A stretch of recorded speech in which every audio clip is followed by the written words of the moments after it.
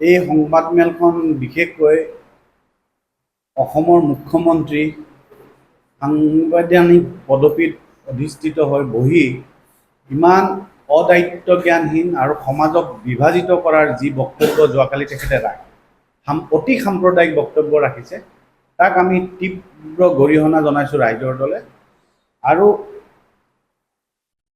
সেই উদ্দেশ্যে আজি এই সংবাদমেলখন আয়োজন কৰিছোঁ। আপোনালোকে সকলোৱে জানে যে যোৱা লোকসভা নিৰ্বাচনৰ মুখ্যমন্ত্ৰীয়ে প্ৰচাৰ কৰাৰ পিছতে প্ৰমোদ ভ্ৰমণৰ কাৰণে ছিংগাপুৰলৈ গৈছিল। তেখেতে আমি আশা ৰাখিছিলোঁ তেখেতে ছিংগাপুৰৰ পৰা আহি তাতে কিছু ভাল কথা শিকি আহিব, ভাল বাৰ্তা দিব। কিন্তু তেখেতে যিবোৰ সাম্প্ৰদায়িক কথা কৈছে, আচলতে তেখেতে ছিংগাপুৰত গৈ কোনো শিক্ষা নল'লে। ছিংগাপুৰ এখন এনেকুৱা দেশ যিখন 24 কিলোমিটাৰ বহলে আৰু দীঘলে 42 কিলোমিটাৰৰ এখন সৰু দ্বীপ ৰাষ্ট্ৰ, যিখন ছিংগাপুৰত 15% প্ৰায় 16% ইছলাম ধৰ্মাৱলম্বী লোক বাস কৰে, মালে ছিংগাপুৰীয়ান, আৰু তামিল হিন্দু প্ৰায় 7% তাতে বাস কৰে, আৰু বাকীখিনি চাইনিজ অৰিজিন খ্ৰীষ্টিয়ান।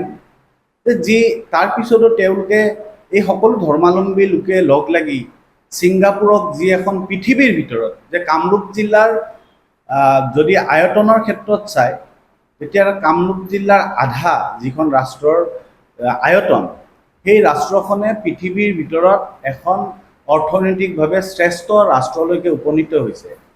সেই ৰাষ্ট্ৰখনৰ পৰা আহি তেখেতে যি বিভাজনগামী কথাবোৰ কৈছে, আচলতে ছিংগাপুৰত হিন্দু, খ্ৰীষ্টিয়ান, মুছলমান এই ৰাজনীতি নকৰাৰ বাবে, তেওঁলোকে অকল ৰাষ্ট্ৰৰ কাৰণে কাম কৰাৰ বাবে আজি এখন শ্ৰেষ্ঠ অৰ্থনীতিলৈ উপনীত হৈছে।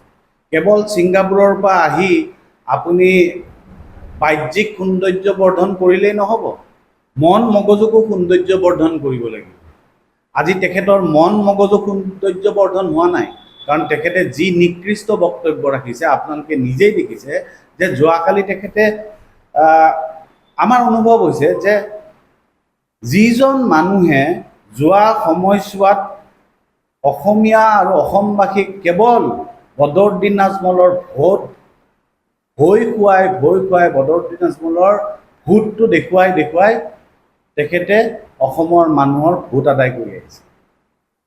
আজি যিজন মানুহে বদৰুদ্দিন আজমলক অসমৰ মানুহৰ কাৰণে বিভীষিকা বুলি কৈ আহিছিল 2016 চনৰ পৰা সকলো নিৰ্বাচনতে, আমি বেলেগ বাদ দিয়ক, তেওঁ আজি বৰ্তমানৰ মুখ্যমন্ত্ৰীগৰাকীয়ে স্বাস্থ্যমন্ত্ৰী হৈ থাকি 2021ত নিৰ্বাচনী প্ৰচাৰ চলাইছিল। উজনিত কিবা উন্নয়নৰ কথা ক'লে নেকি?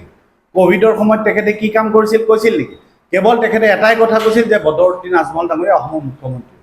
আজি তেখেত ব্যথিত হৈছে। তেখেতে যি বক্তব্য ৰাখিছে, যে তেখেতে যোৱাকালি যি বক্তব্য ৰাখিছে যে অসমৰ নগাঁও আৰু ধুবুৰীত যি বৃহৎ জয়লাভ, এয়া অসমৰ কাৰণে অশনি সংকেত। এয়া আচলতে অসমৰ কাৰণে অশনি সংকেত নহয়। এই বদৰুদ্দিন আজমলৰ যি পতন, এই পতনৰ কাৰণে বিজেপিৰ কাৰণে এয়া অশনি সংকেত। কাৰণ বিজেপিয়ে ইমান দিনে বদৰুদ্দিন আজমলৰ কথা কৈ বদৰুদ্দিন আজমলক ৰাজনৈতিকভাৱে প্ৰাসংগিক কৰি ৰাখি যি ৰাজনীতি কৰি আছিল, সেই ৰাজনীতিৰ এতিয়া পতন হ'ল। আৰু সেইকাৰণেই আজি এটা কথা স্পষ্ট হৈছে মুখ্যমন্ত্ৰীৰ বক্তব্যত, যে আজি মুখ্যমন্ত্ৰীগৰাকীয়ে যি কথা কৈছে যে ৰকিবুল হুছেইনৰ জয়, বৃহৎ জয়ে অসমৰ কাৰণে অশনি সংকেত আনিছে, অৰ্থাৎ বদৰুদ্দিন আজমলৰ বৃহৎ পৰাজয়ে অসমৰ কাৰণে অশনি সংকেত আনিছে। কাৰণ এয়া অসমৰ, তেখেতৰ মুখতে কৈছে অসমৰ কাৰণে, কিন্তু সঁচা অৰ্থত সেয়া বিজেপিৰ কাৰণে অশনি সংকেত। কাৰণ কিয়? সকলো ক্ৰিয়াৰে এটা প্ৰতিক্ৰিয়া থাকে। আজি বদৰুদ্দিন আজমল ডাঙৰীয়াই অসমত যিগৰাকী মৌলবাদী ৰাজনীতিক বীজ ৰোপণ কৰা যিগৰাকী ব্যক্তি অসমৰ ৰাজনৈতিক প্ৰেক্ষাপটৰ পৰা অপ্ৰাসংগিক হৈ গ'ল, নোহোৱা হৈ গ'ল ৰাজনৈতিকভাৱে, তাত আজি মুখ্যমন্ত্ৰীগৰাকী ব্যথিত হৈছে।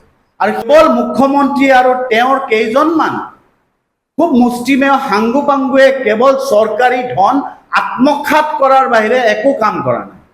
কাৰণ কিয় ইয়াৰ স্পষ্ট ছবি, আপুনি ৰাজপথেৰে যদি উজনিলৈকে যায় দুইপিনে চাই তেতিয়া আপুনি বুজি পাব যে এই যোৱা 3 বছৰত এই মুখ্যমন্ত্ৰীগৰাকী আৰু তেওঁৰ কেইজনমান সাংগু পাংগুৱে কেনেধৰণে চৰকাৰী ধন লুণ্ঠন কৰিছে তাৰ স্পষ্ট। আৰু এইবোৰ কথা লুকাই ৰাখিবৰ কাৰণে তেওঁ বাৰে বাৰে ধৰ্মৰ কথা কয়। গৌৰৱ গগৈ ডাঙৰীয়াৰ যি চৰম নিম্ন খাপৰ পৰ্যায়লৈকে সাংবিধানিক পদবী এটাত থাকি তেওঁ তেজৰ বৰণলৈকে গুচি গৈছে। আৰু এনেকুৱা ধৰণৰ মানসিকতা আৰু এনেকুৱা ধৰণৰ বক্তব্যক আমি ধিক্কাৰ দিওঁ, আৰু এয়া অসমবাসীৰ বাবে লজ্জাৰ বিষয়। আজি সঁচা অৰ্থত যদি মুখ্যমন্ত্ৰীগৰাকীয়ে অসমৰ খিলঞ্জীয়াৰ কথা কয়, তেওঁ যদি ছদ্মবেশী খিলঞ্জীয়া নহয়, তেওঁ যদি অসমৰ খিলঞ্জীয়া জনগণৰ সুৰক্ষাৰ কথা ভাবে, তেওঁ যদি অসমৰ ভৌগোলিক চাৰিসীমাত বাস কৰা অসমৰ সকলো লোকৰ ক্ষেত্ৰত যদি তেওঁ যদি সুৰক্ষাৰ কথা ভাবে, তেওঁ স্পষ্ট আমি প্ৰত্যাহ্বান জনাইছো ইয়াৰ পৰা, তেওঁ এখন শুদ্ধ NRC প্ৰয়োগ কৰক, তেতিয়া বিদেশীৰ সমস্যা নাথাকিব। আজি নৰেন্দ্ৰ মোদী আজি বাংলাদেশৰ ব্লু আই বয় শ্বেখ হাছিনাৰ, কাৰণ বাংলাদেশৰ আটাইতকৈ ডাঙৰ যিটো শ্ৰেষ্ঠ যিটো সন্মান, সেই সন্মানটো নৰেন্দ্ৰ মোদী ডাঙৰীয়াক দি থৈ দিছে।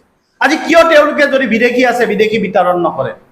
আজি তেওঁলোক ভাৰতীয় নাগৰিকৰ নাম লৈ লৈ তেওঁলোকে অসমৰ বৰ অসমখনৰ শংকৰ আজানৰ যিখন অসম সেইখনক বাৰে বাৰে বিভাজিত কৰাৰ কাৰণে কিয় চেষ্টা কৰে? আজি তেওঁ যদি ছদ্মবেশী খিলঞ্জীয়া নহয়, তেতিয়াহ'লে তেওঁ 6 নং দফা প্ৰয়োগ কৰক, আমাক সাংবিধানিক ৰক্ষা কবচ দিয়ক, 6 জনগোষ্ঠীৰ মৰ্যাদা দিয়ক, তেতিয়া অসম সুৰক্ষিত হ'ব। কিন্তু সেয়া আজি আমি ইয়াৰ পৰা প্ৰত্যাহ্বান জনাই কৈছো, সৎ সাহসী মুখ্যমন্ত্ৰীৰ যে জনজাতিকৰণ কৰিব, 6 নং দফা আখৰে আখৰে প্ৰয়োগ কৰিব, অসমক বিশেষ ৰাজ্যৰ মৰ্যাদা বিজেপিয়ে যেতিয়া ক্ষমতাত আহি 2014 চনত ক্ষমতাত আহি অসমৰ 1959 চনৰ পৰা 43 বছৰ সেই বিশেষ ৰাজ্যৰ মৰ্যাদা ঘূৰাই দিয়াৰ তেওঁ ৰাইজৰ ওচৰত অংগীকাৰবদ্ধ হৈ ক'ব পাৰিব নেকি যে বিশেষ ৰাজ্যৰ মৰ্যাদা ঘূৰাই দিম, 6 নং দফা আমি প্ৰয়োগ কৰিম, 6 জনগোষ্ঠীক আমি জনজাতি কৰিম, আমি সাংবিধানিক ৰক্ষা কবচ দিম, আমি বিদেশী বিতৰণৰ কাৰণে এখন যিখন NRC যি ভুল ক্ৰুটি আছে সেয়া অনতিপলমে প্ৰয়োগ কৰিম। আছে নেকি? এই মুখ্যমন্ত্ৰীগৰাকীয়ে কেৱল ভোট বেংকৰ ৰাজনীতি কৰে, আৰু তাৰেই প্ৰমাণ হ'ল যোৱা লোকসভা নিৰ্বাচনত গুৱাহাটীত তেওঁৰ জুৰুডত GS ৰোডত খানাপাৰাত ৰেলী কৰিবলৈ তেখেতৰ সাহস নহ'ল, তেখেতে অমিত শ্বাহক লৈ ৰোড শ্ব' কৰিব লগা হ'ল ক'ত? লালগণেশত। কাৰণ কিয়? তেখেতসকলে বিভাজনৰ ৰাজনীতি কৰে, ধৰ্মৰ নামত ৰাজনীতি কৰে। আজি বদৰুদ্দিন আজমল ডাঙৰীয়া অসমৰ পৰা অপ্ৰাসংগিক ৰাজনৈতিকভাৱে অপ্ৰাসংগিক হোৱাৰ ফলত আটাইতকৈ বেছি মই কোৱা নাই, মুখ্যমন্ত্ৰীয়ে কৈছে যে এই বৃহৎ পৰাজয়ৰ কাৰণে অসমৰ বাবে অশনি সংকেত। কাৰণ ৰকিবুল হুছেইনৰ যদি বৃহৎ জয়টো অশনি সংকেত হয়, অৰ্থাৎ কি বুজাইছে? যে বদৰুদ্দিন আজমলৰ বৃহৎ পৰাজয় অসমৰ ভৱিষ্যতৰ কাৰণে অশনি সংকেত হয়, অসমৰ ভৱিষ্যতৰ কাৰণে নহয়, পুনৰবাৰ কৈছো এয়া বিজেপিৰ কাৰণে অশনি সংকেত।